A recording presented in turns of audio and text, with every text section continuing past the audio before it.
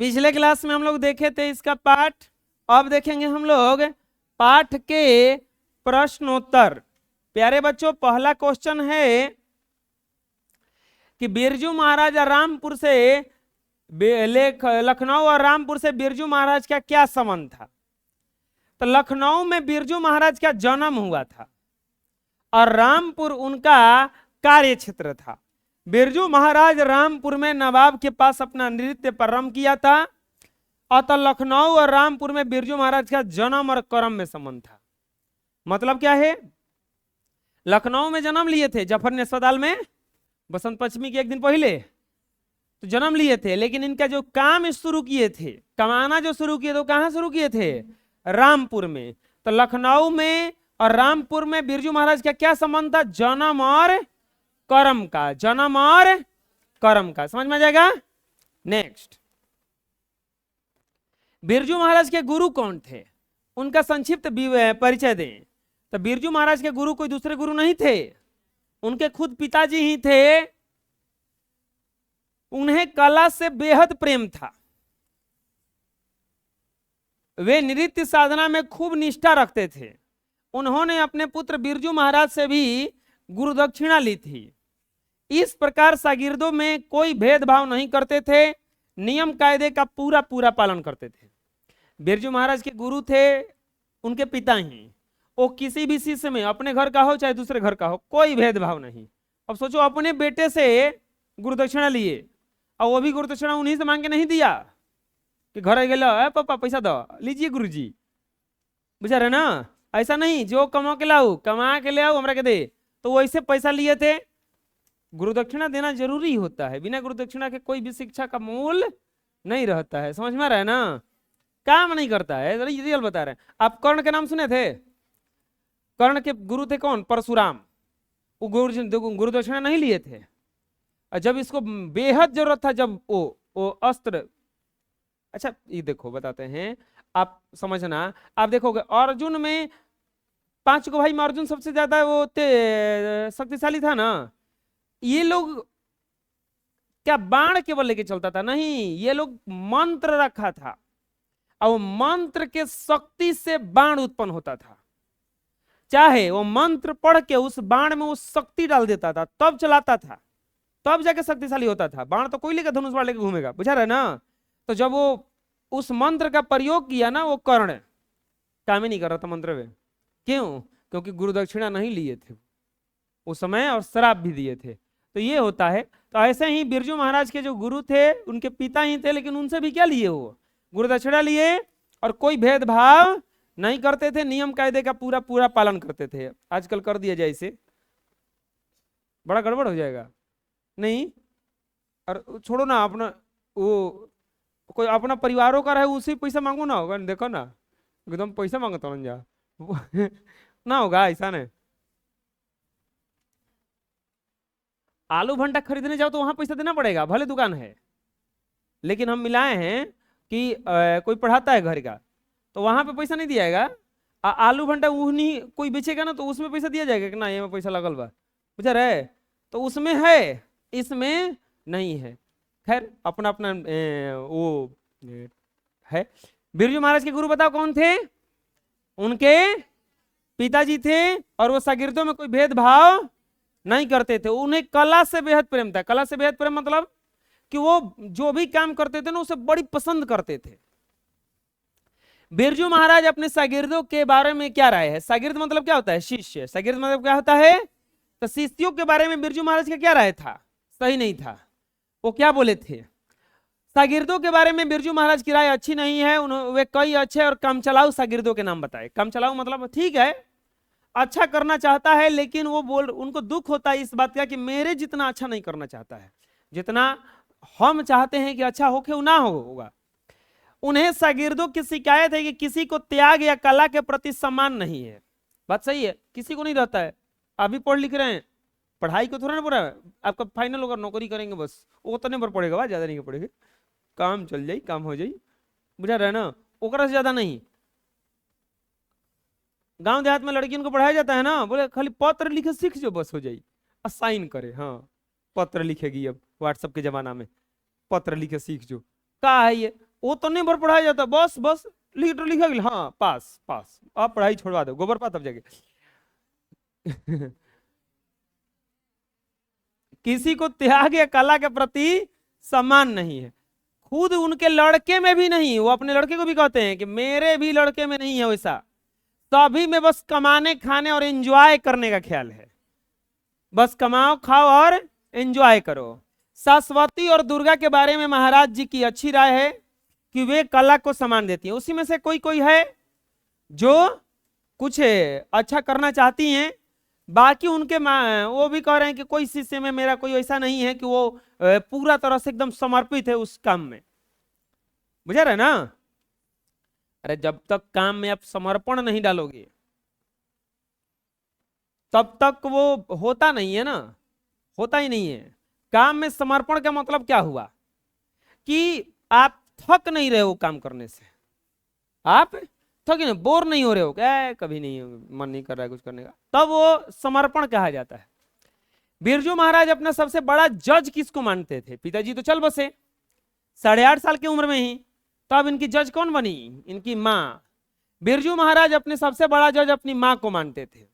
वे जब भी नाचते थे तो वह उनसे पूछा करते थे कि मेरे नाच में कोई गलती तो नहीं हो रही है, मैं बाबूजी की तरह प्रदर्शन कर रहा हूं या नहीं। तब उनकी माँ का उत्तर यही होता था कि पिताजी के जैसा ही प्रदर्शन हुआ है। उनकी माँ कला के अन्य बुजुर्गों से भी जानकारी लेती रही कि उनके बेटे बिरजू महाराज के नाचने का ढंग उसके पिता जैसा है ना, इसीलिए वो सबसे बड़ा जज अपने माँ को मानते थे। अपने सबसे बड़ा जज माँ को मानते थे। वो जब भी नाचते थे तो जाते थे माँ के पास, बोलते थे कि माँ देख नाच रहे हो, सही है ना। माँ भी उनकी कम नहीं थी, माँ भी अलग अलग वो कलाकारों से जा करके पूछती थी, दिखा करके कि देखिए थोड़ा सा लड़का ठीक कर रहा है ना, अपने पिताजी से कर रहा है ना। तो बिरजू महाराज सबसे बड़ा जज किसको मानते थे? बोलो। शंभू महाराज के साथ बिरजू महाराज के संबंध पर प्रकाश डालें। शंभू महाराज चाचा थे ना। बिरजू महाराज शंभू महाराज के साथ बचपन में नृत्य किया करते थे। बिरजू महाराज को बचपन से उनका मार्गदर्शन मिला, भारतीय कला केंद्र में उनका सानिध्य मिला। उन्हीं के साथ रहकर बिरजू महाराज ने सफलता प्राप्त की। शंभू महाराज बिरजू महाराज के चाचा लगते थे। शंभू महाराज मतलब उनका पूरा परिवार जो था वो नाचने गाने में वाला था, नाचता था जाकर के कहीं कहीं। तो शंभू महाराज उनके चाचा थे। पहले शंभू महाराज और शंभू महाराज के भाई यानी कि बिरजू महाराज के पिता दोनों नाचते थे। लड़कवा होगा तो लड़का नाचने लगा, और उन्हीं के सानिध्य में अलग अलग उनको इंस्टीट्यूट में जाकर के एंट्री मिला शंभू महाराज के चलते। तो बिरजू महाराज के शंभू महाराज, बिरजू महाराज शंभू महाराज के भतीजा लगते थे, नहीं कि शंभू महाराज बिरजू महाराज के क्या लगते थे? चाचा। कलकत्ते के दर्शकों की प्रशंसा का बिरजू महाराज के नर्तक जीवन पर क्या प्रभाव पड़ा? कलकत्ते के कॉन्फ्रेंस के ने बिरजू महाराज के नाच पर खूब प्रशंसा की। इस प्रशंसा का बिरजू महाराज पर काफी असर हुआ। इनके जीवन में एक नया मोड़ आया और आगे इन्होंने इतनी कठोर मेहनत की कि वे हमेशा आगे ही बढ़ते रहे। कलकत्ते के प्रोग्राम के बाद बिरजू महाराज का नाम अखबारों में छका और उनका आत्मविश्वास जगा। ये होता है, कभी कभी कोई ऐसा घटना हो जाता है कि आदमी को अपने पर भरोसा हो जाता है। टेस्ट समझ लो बबुआ उसी लायक का है। टेस्ट से आदमी को भरोसा आता है कि हम भी कुछ कर सकते हैं, ऐसा नहीं हम नकारा नहीं है। उसमें एक बार खाली आने का प्रयास अगर कर दोगे टॉप 3 में टॉप 5 में, तो एक आदत बन जाएगा कि नहीं अब रहना है तो इसी में रहना है, नहीं हम जाना होना कहीं नहीं है। कलकत्ता के जब प्रशंसा हुआ इसमें, तो बिरजू महाराज के जीवन में देखो एक बात बताते हैं, सफल होना बड़ा बात है कि सफल होते रहना, होते रहना। रानू मंडल का नाम सुने हो? वो गाई थी गाना, वो बहुत उसका आवाज पतला था, बुढ़ी थी, बाद में उसका नाम निशानी मिट गया। नाम हुआ अचानक अर्श से फर्श पे, अब फर्श से अचानक अर्श पे, फिर वहीं पे आ गई जहां शुरू की थी। ऐसा क्यों हुआ? क्योंकि वो जब सफल हुई ना तो उसका दिमाग खराब हो गया। दिमाग खराब हुआ, अब वो मेन काम छोड़ करके दूसरे कामों में व्यस्त हो गई पब्लिसिटी के लिए, तो फिर से गई नीचे। ये दुनिया है, एक दिन में ऊंचा दिखाएगा तो दूसरे दिन में क्या दिखा देगा? आपको नीचा दिखा देगा। एक और कहानी है अनिल कांबली, अनिल कांबली, सचिन तेंदुलकर, ये तीन दोनों ने कैरियर एक साथ शुरू किया था। आप इसका नामों नहीं कितना सुना होगा, लेकिन एक बात जान लो, इनसे लाख गुना बढ़िया क्रिकेटर थे। इनसे बहुत बढ़िया खेलते थे, दोनों का टीम में सिलेक्शन हुआ। सिलेक्शन होने के कुछ ही दिन बाद ये पगला गए। पगला गए मतलब अब ये प्रैक्टिस छोड़ दिए, अब करने क्या लगे, इंजॉय। अब तुम खेल लेनी, अब हमारा क्या हटाए वाला बा, घूमने लगे। मतलब मेन जो काम, अच्छा हम लोग सचिन को किस नाम से क्यों जानते हैं, क्रिकेट के कारण है ना। वो थोड़े ना उसके मुंह देख के कोई जानता है उसको, थोड़े ना उसका कोई और चीज देख के, कुछ नहीं। कितना तो ये भी नहीं पता होगा कि उसका घर कहाँ है, चाहे वो कैसा है। हम लोग बस ये जानते हैं कि क्रिकेट बड़ा बढ़िया खेलता है। वो क्रिकेट खेलता है तब जानते हैं सचिन जिंदगी भर क्रिकेट खेलते रहे, जब तक रहे तब तक प्रैक्टिस करते रहे। ये प्रैक्टिस में छोड़ दिया, घूमने लगा, एंजॉय, दारू शराब चालू, जो पीऊ टीम में 11 होकर जगह है, बाहर कर दिया, जाके पियत रहा बैठ के, काम खत्म, काम खत्म।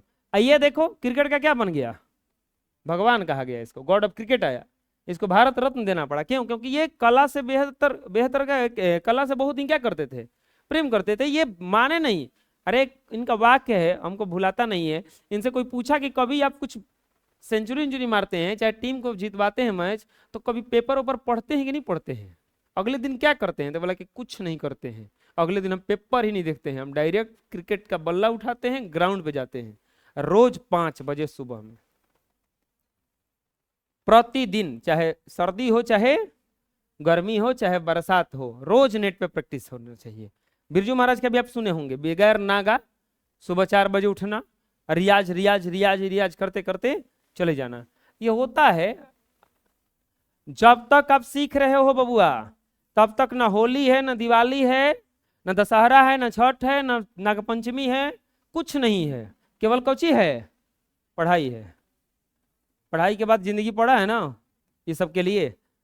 तो कॉन्फ्रेंस ने बिरजू महाराज के नाच पर खूब क्या हुआ, प्रशंसा हुआ। इस प्रशंसा के बिरजू महाराज पर क्या हुआ, काफी असर हुआ। इनके जीवन में एक नया मोड़ आया और आगे इन्होंने और मेहनत की और हमेशा क्या बढ़ते रह गए, आगे बढ़ते रह गए। कलकत्ता के प्रोग्राम के बाद बिरजू महाराज का नाम अखबारों में छपा और उनका आत्मविश्वास जगा।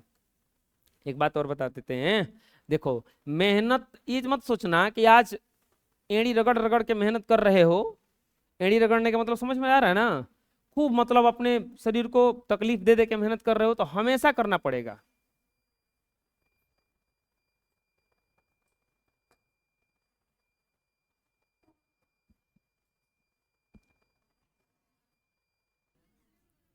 हाँ, अगर देखो बताते हैं, स्रोत होता है ना, भगवान राम को भेजना था वनवास में, तो उसका स्रोत कौन बनी थी, मंथरा। अब मंथरा के थ्रू कौन गई, कैकेयी। तो एक बड़ा काम हुआ ना उसके कारण, वहां पे तो गलत हुआ, लेकिन आगे चल के क्या हुआ उसका। तो हो सकता है कि भगवान कुछ करवाना चाह रहे हैं, डायरेक्ट न करा करके इनडायरेक्ट करवा रहे हैं, बुझा रहे। अब एक बात बताओ, रास्ते में किसी को 100 रुपये मिल जाए तो क्या उसको वापस दे देना चाहिए कि नहीं दे देना चाहिए? लेकिन ये पता चले कि भुलाया है ऐसे आदमी का जिसको कोई फर्क नहीं पड़ने वाला है, अब मिला है ऐसे आदमी के जो 2 दिन से भूखा है। अब तो मिलना सही था कि गलत था? वही बतिया होता है, जो होता है अच्छे के लिए होता है। जिसका भुलाया था उसको कोई फर्क नहीं पड़ने वाला था, जिसको मिला था वो 2 दिन से क्या था, उस 100 रुपया से क्या करेगा अब। तो हो सकता है भगवान किसी रास्ते से उसको भेज दिए, ये होता है ऐसा। चलो देखो अगला सवाल।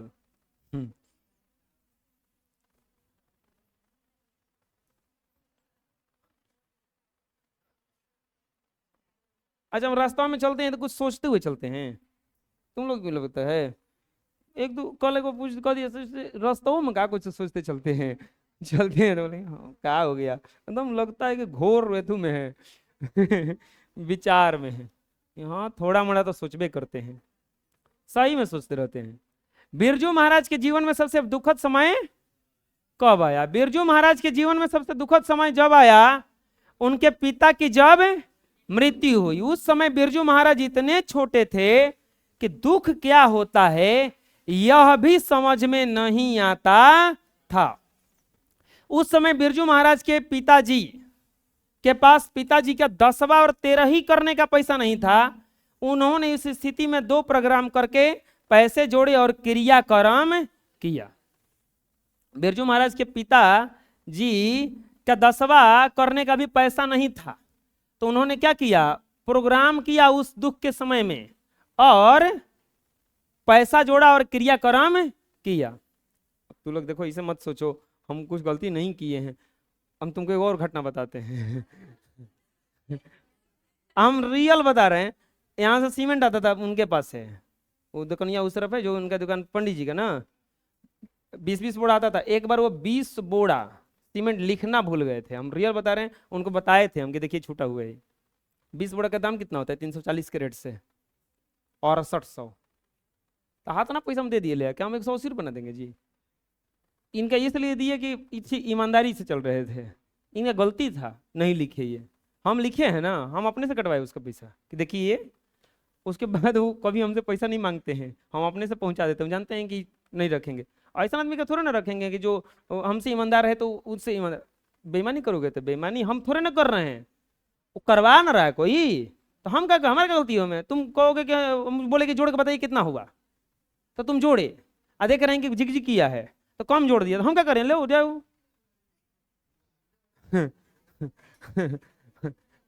अपने को कभी रिग्रेट मत करना इस मामले में। अगर तुमसे ऐसा हो रहा है तो बिरजू महाराज के जीवन में सबसे दुखद समय तब आया, सुनो अब, जब उनके पिता की क्या हुई, मृत्यु हुई।